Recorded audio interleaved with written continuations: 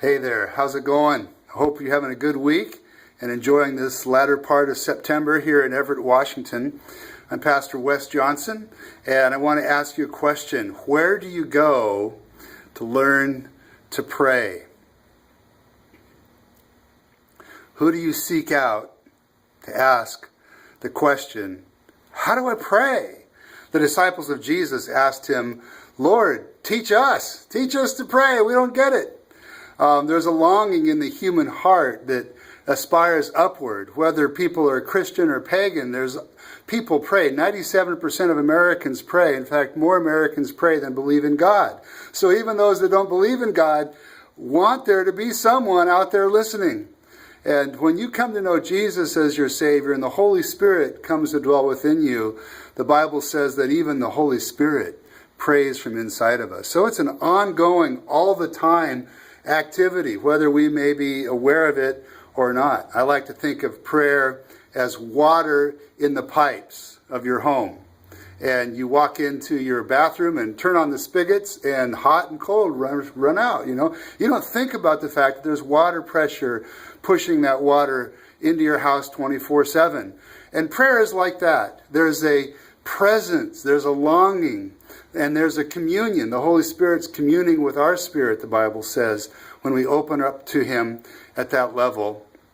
And we become aware. We become aware of this intercession that's going on. And we want to join in that intercession.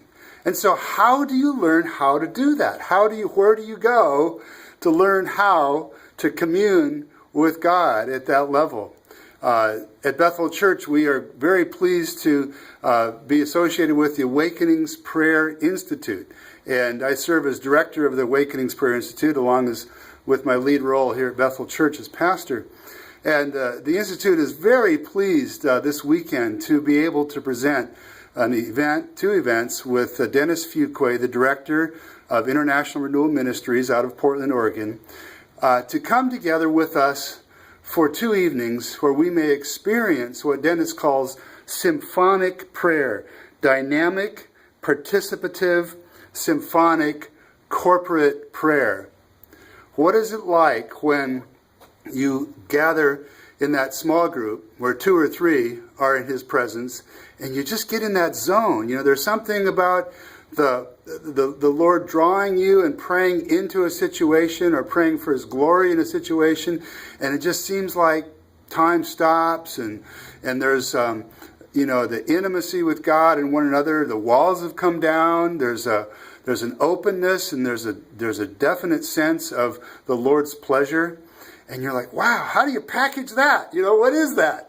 And Dennis has studied this. He has led prayer summits around the world and written a book called United and Ignited, and engaging in symphonic corporate prayer. And he's going to come this weekend, Sunday evening, 6 o'clock till 9 o'clock, Monday evening, 6 till 9. Sunday night is going to be focused on those 3 hours of just communing with the Lord in a large group. And we're expecting many people. We're getting great responses from around the Northwest for Dennis's coming and for this evening of prayer. And then the next evening, we're going to start with a light dinner for you coming off of work. So 6 o'clock dinner will be in the Bethel Cafe downstairs, we think. And then we'll have some prayer time. And then Dennis will take some time to speak about 7 key characteristics of symphonic united prayer. And how do you, as an individual in a group of people, how do you contribute to that sense of union with God and unity with one another in that context?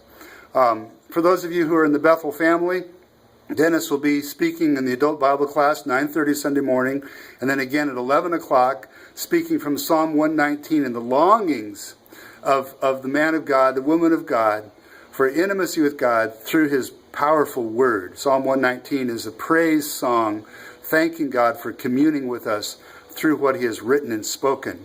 And it's a great psalm, one of my favorites. So Dennis is a great servant. He's fun to be around, and I hope that you'll make Bethel Church downtown Everett part of your weekend. and Monday evening as well. And meanwhile, go Seahawks.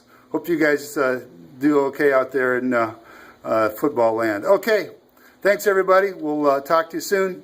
Have a great weekend.